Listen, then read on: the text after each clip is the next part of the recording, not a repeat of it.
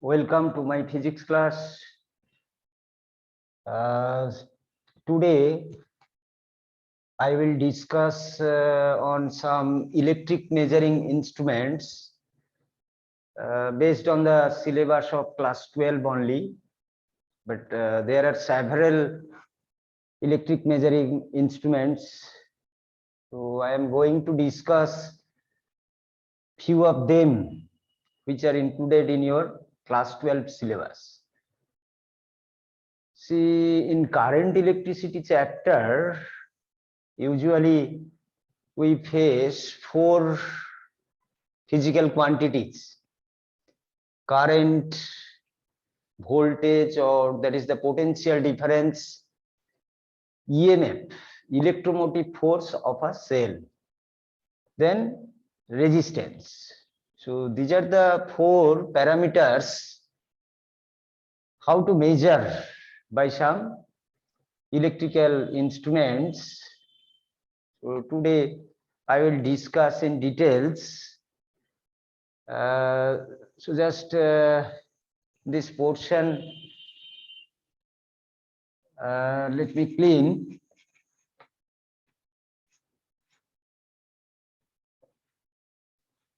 See, first is a basic instrument, that is galvanometer.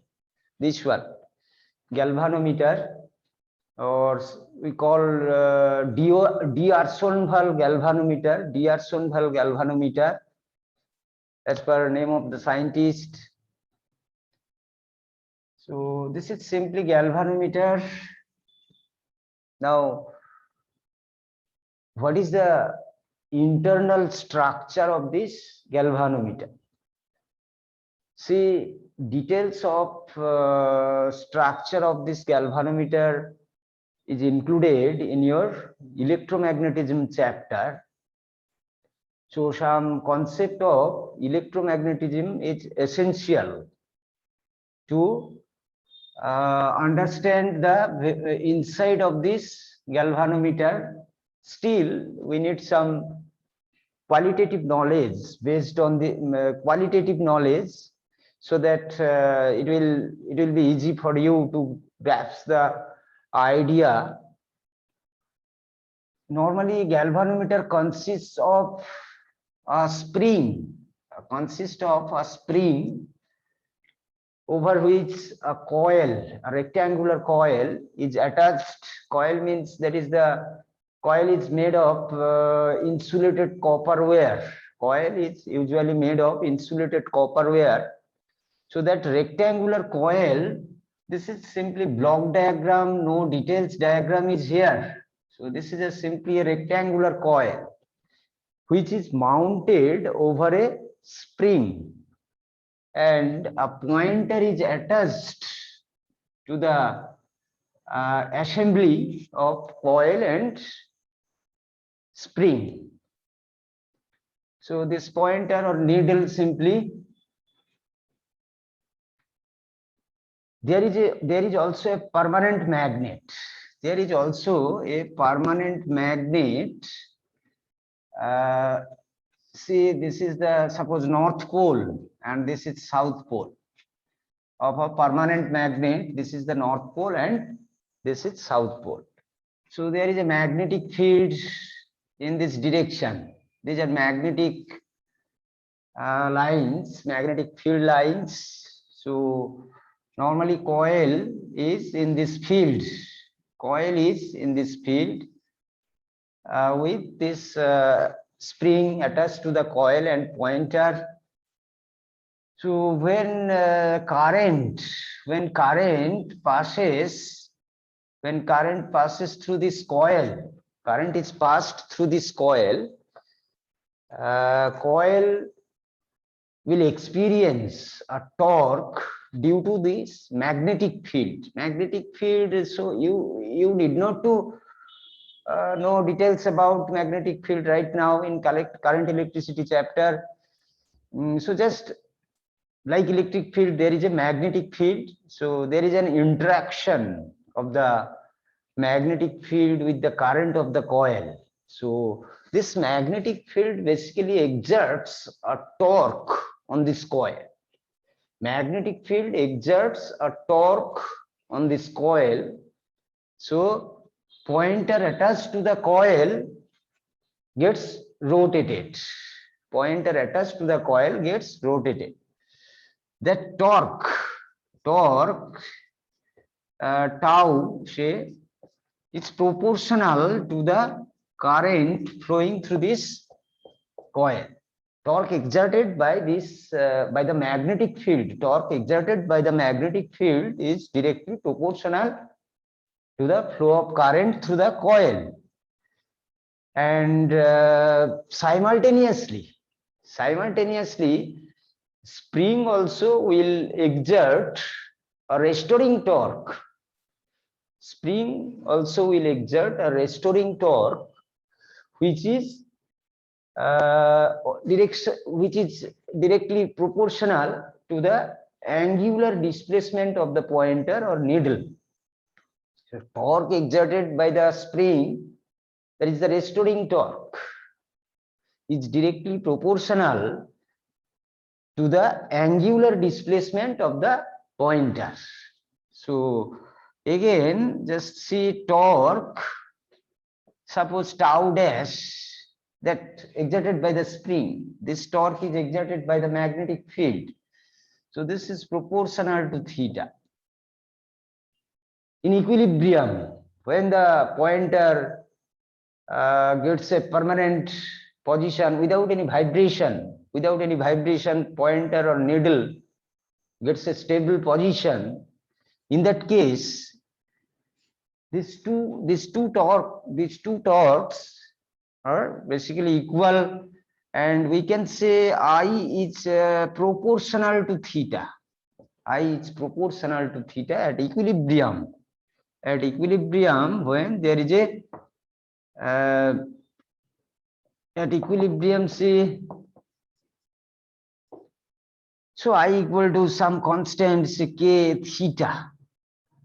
So this is, there is a proportional relation, I varies theta. So now you can calibrate this scale, according to our requirement. So say, suppose k choose 1, not always it is true. For example, say k is 1, that is k, that constant, basically what is that number of turns of the coil, this magnetic field, a lot of parameters are there in this constant k. So that is the part of manufacturing job, or we will get some idea in electromagnetism chapter in details. So k equal to 1, then I equal to theta. So if suppose theta is 10 degree, I is suppose 10 ampere, say this 10 ampere, when 10 ampere current flows, the deflection angle of pointer is 10 degree. So you equally divide this range of scale, this equally, you equally divide this range of scale as per your requirement. Say I equal to 10 ampere, theta equal to say 10 degree. Then each degree represents 1 ampere. So accordingly, for each degree, you calibrate the scale as per your requirement. So this is the basis. Of galvanometer. See, once again, I am going to summarize. There is a coil attached to a spring with a pointer, but that coil is placed between the two poles of a permanent magnet. So this magnetic field exerts a torque when current is passed through this coil, and that torque is proportional to the current. Again, the spring will exert a restoring force, which is again proportional to the angular displacement of the needle or pointer. So I varies theta. At equilibrium, two torques must be equal. So when I is proportional to theta, then you can calibrate your scale according to your requirement or technology. So hopefully you have understood the insight of this galvanometer.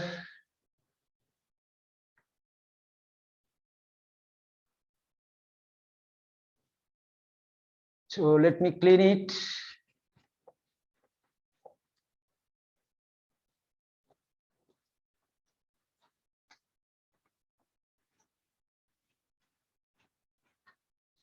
Now see that Ig, what is this Ig? That is the full deflection current.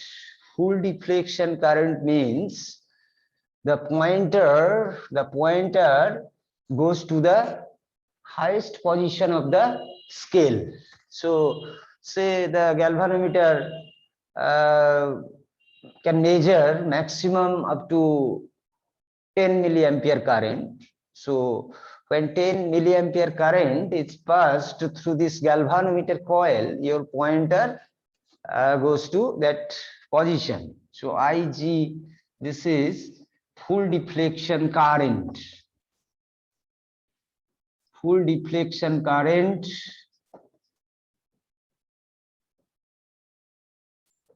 Capital G. Capital G is the resistance of that galvanometer coil. Resistance of that galvanometer coil or internal resistance of galvanometer, like that. So resistance of galvanometer coil.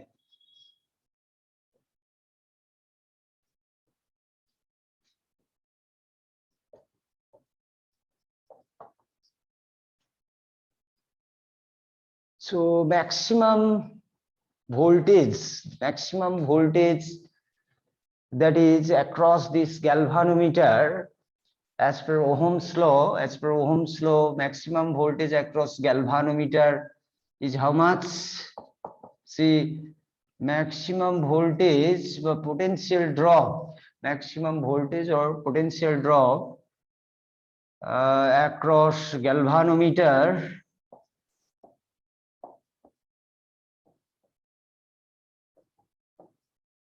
Vg, say this is equal to G into Ig, that is as per Ohm's law.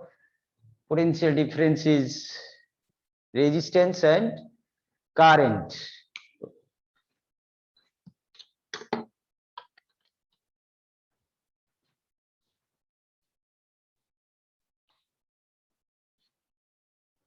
So galvanometer can measure, it's a very sensitive device. It is a very sensitive device.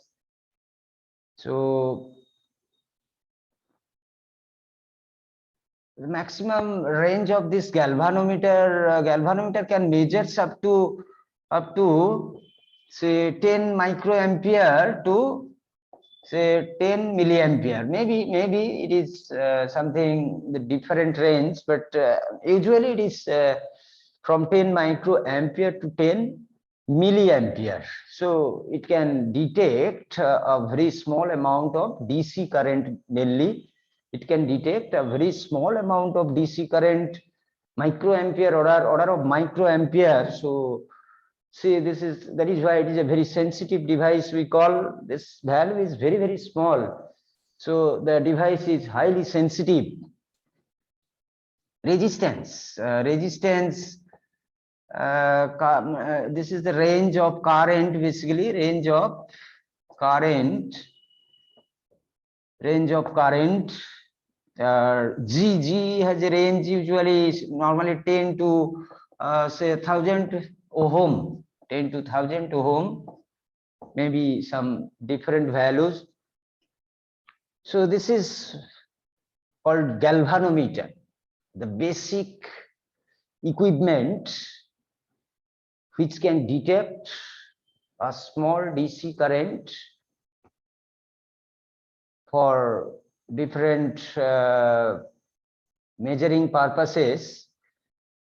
Now this galvanometer can easily be converted into an ammeter or voltmeter. That galvanometer can be converted into an ammeter or a voltmeter. But how? Let us discuss it. So let me clean it.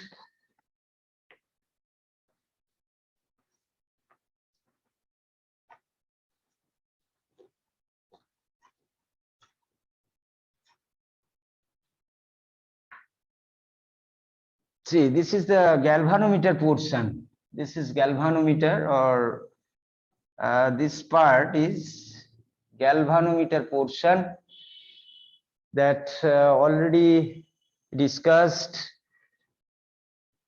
So this is the current I, which need to be measured. See, a galvanometer of full deflection with full deflection current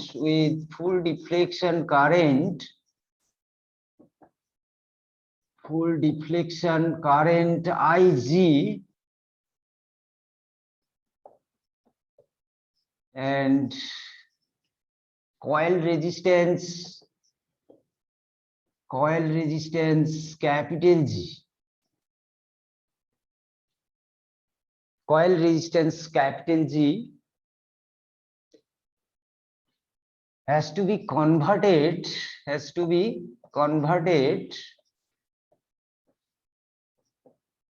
into an ammeter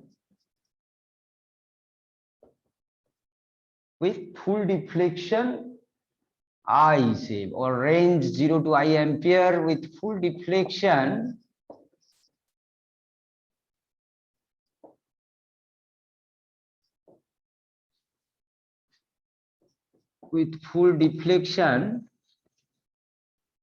current I, or range, you can say the range of ammeter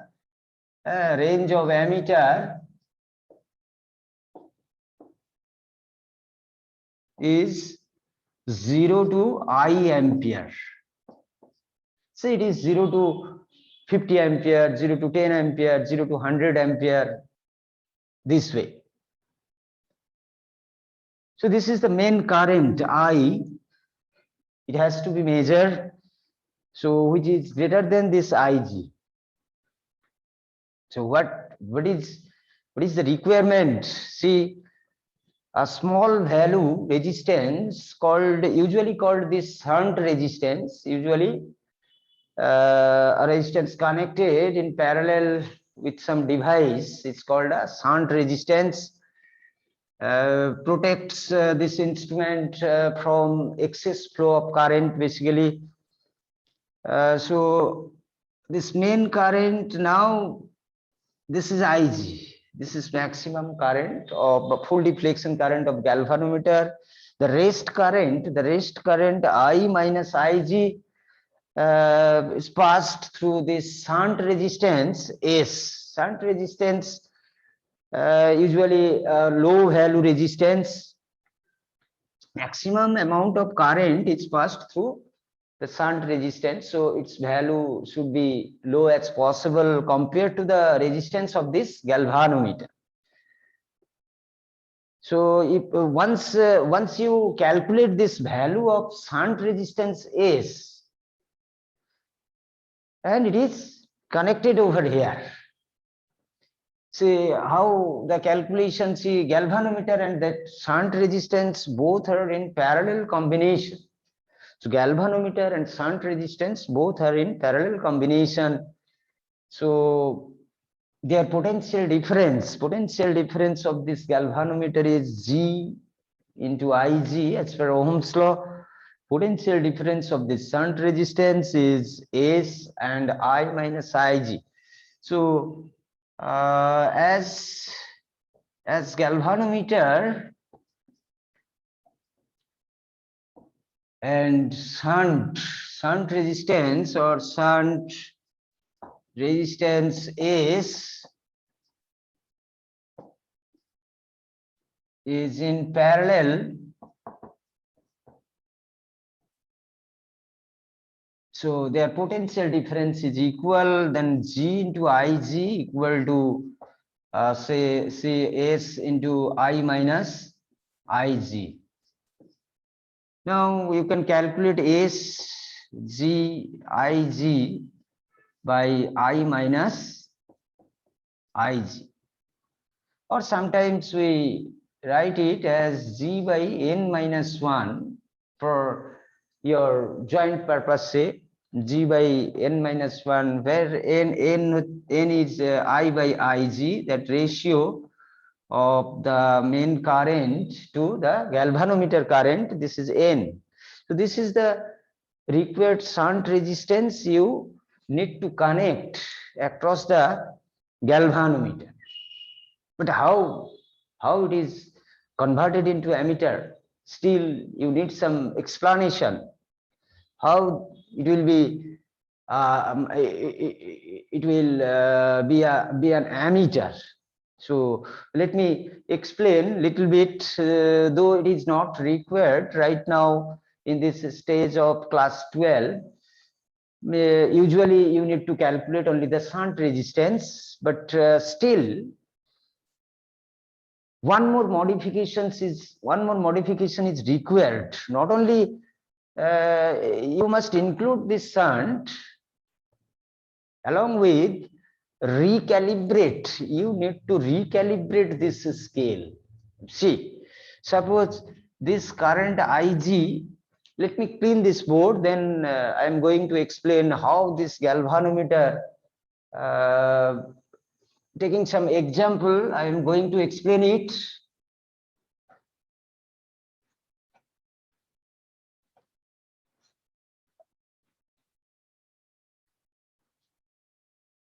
Say example, say Ig equal to say 10 milliampere, say, or it is 10 into 10 to the power minus 3 or 10 to the power minus 2 ampere. That is full deflection current of galvanometer. I, that is the full deflection current of the ammeter or maximum range of this ammeter. I equal to say 100 ampere. I equal to say 100 ampere. So how this device will show 100 ampere instead of 10 milliampere? When this I is 100 ampere, this is only 10 milliampere.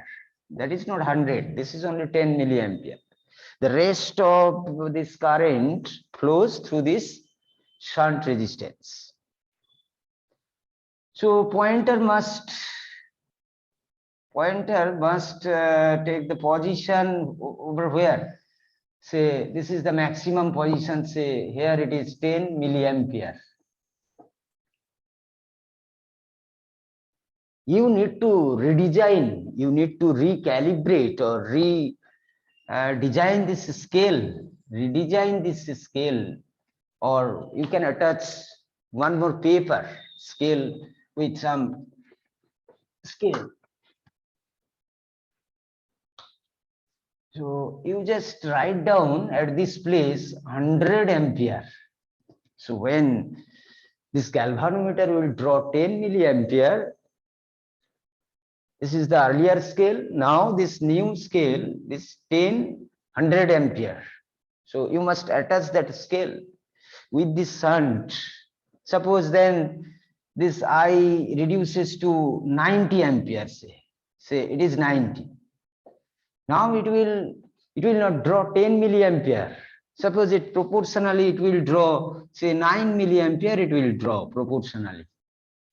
So needle will point this another position, say here it is 90 ampere.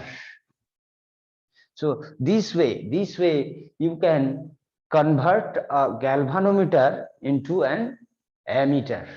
So two tasks or two modifications we require. One is the shunt resistance, calculate from this equation, then you recalibrate the scale for getting the reading.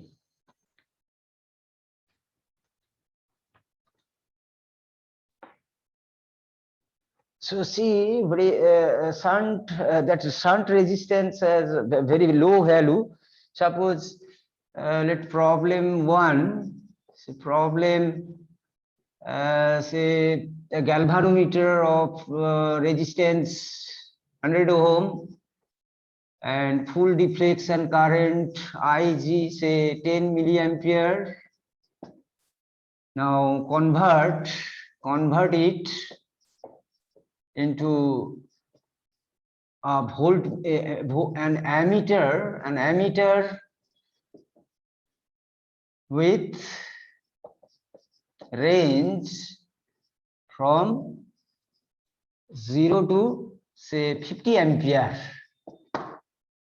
0 to 50 ampere. So it is very easy to just calculate the shunt resistance, go for I by Ig, that in sometimes we call it multiplication factor of the shunt factor or multiplication factor or shunt factor, so that I equal to say that maximum value of current for ammeter divided by 10 into 10 to the power minus 3. So it is 50, then minus 2 or 2 more zeros. This is 5000 N. So value of shunt resistance to be connected with the galvanometer is how much? So simply, sorry.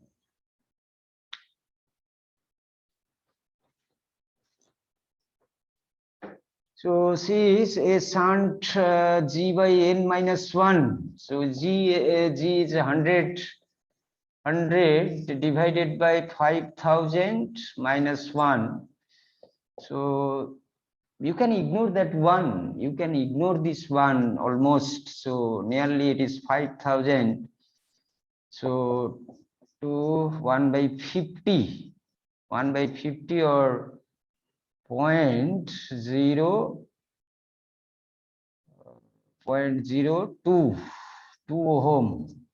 So this is very small value.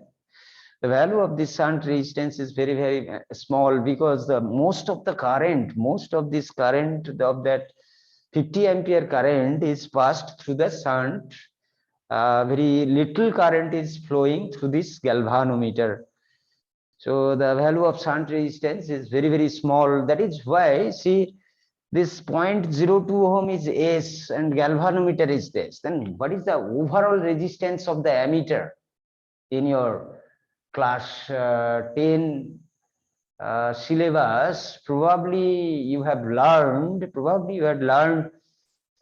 the internal resistance of ammeter is nearly 0, or ideal, for an ideal ammeter we consider the internal resistance is 0, not exactly 0, but it is very small. The internal resistance of overall resistance of an ammeter is very small and nearly 0, or the resistance of ammeter is maybe ignored compared to resistances of the other part of the circuit.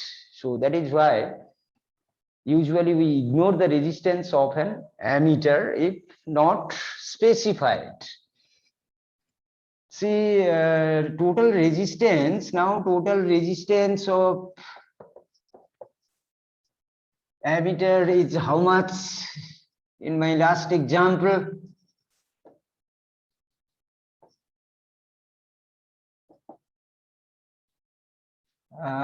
So that the resistance of this galvanometer and shunt resistance both are in parallel. So they are in parallel. So 1 by this is ammeter resistance goes to 1 by G plus 1 by S. Obviously, the overall equivalent resistance of ammeter is must be less than S. So that theory you know.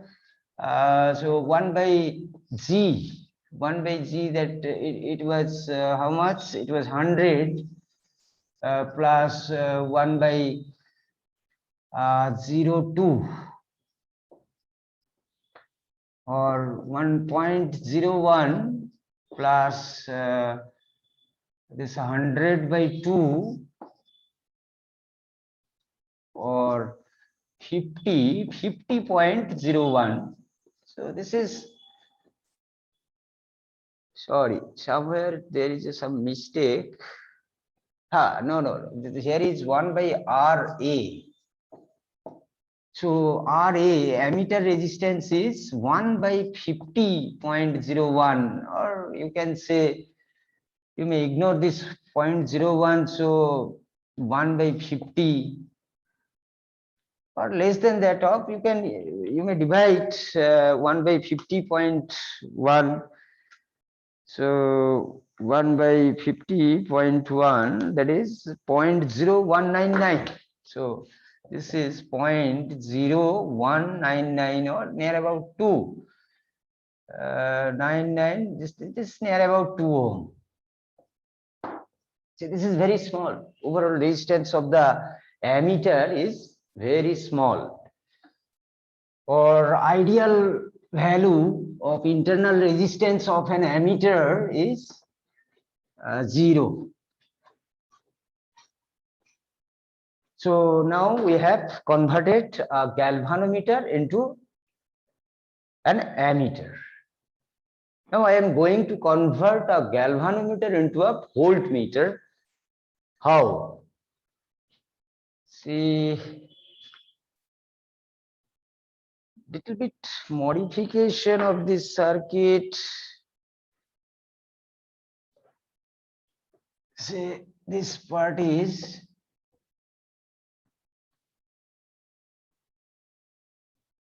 or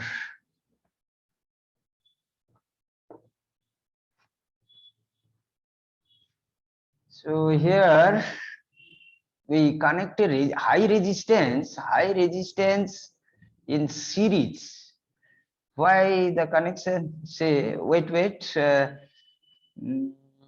Here some electrical component across which the potential difference has to be measured. So some electric element, maybe a resistance or any other electric equipments, electric element across which the potential difference or voltage has to be measured. So there is a series resistance. There is a resistance connected across this, but keeping that current Ig, maximum full deflection current Ig, is kept over here. This total potential difference has to be measured, that is say V volt. Say it is 50 volt, 100 volt, like that. So here similarly, a galvanometer with full deflection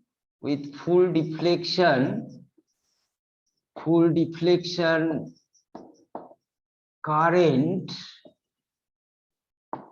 Ig and coil resistance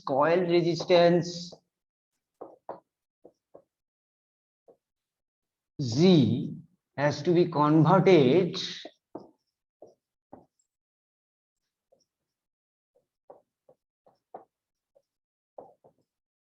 into a voltmeter of range, say 0 to V volt.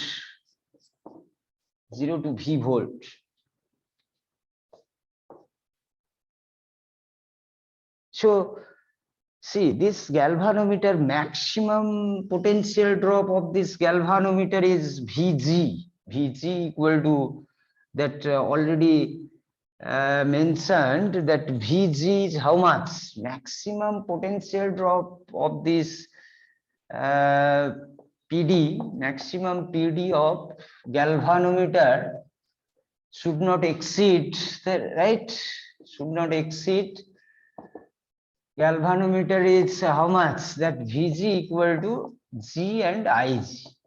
So that maximum, when this potential difference is applied across the galvanometer, the pointer will be at its maximum position, or with full deflection position, at full deflection position.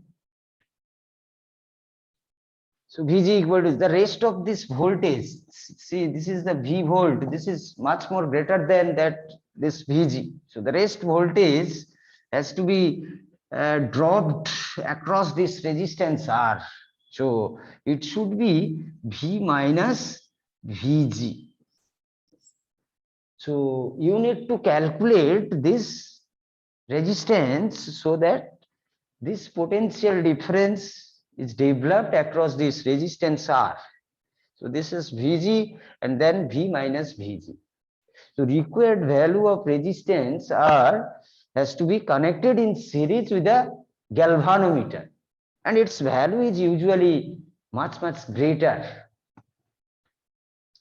See, now this V minus Vg equal to Rig. So V minus Vg equal to Rig, or Vg you can write Gig equal to Rig. So we need to calculate this R.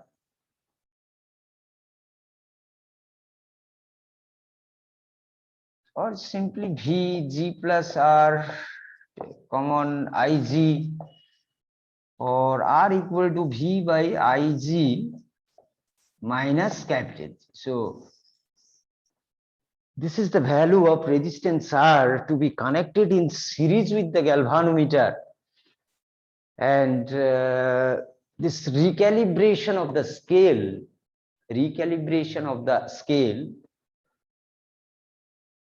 will put the galvanometer to a voltmeter. Hopefully you have got enough idea how to convert a galvanometer into an ammeter, into a voltmeter. So this is the end of my session.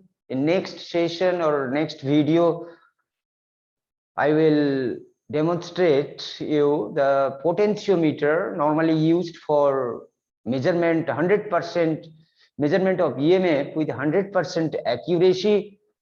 Also, you can measure potential difference with a potentiometer also with 100% accuracy.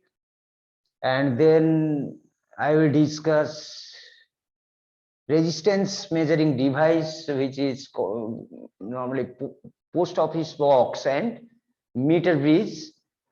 That post office box or meter bridge both work based on the Wheatstone bridge principle. So what is Wheatstone bridge and what is its principle, we will discuss in next video. Thank you very much.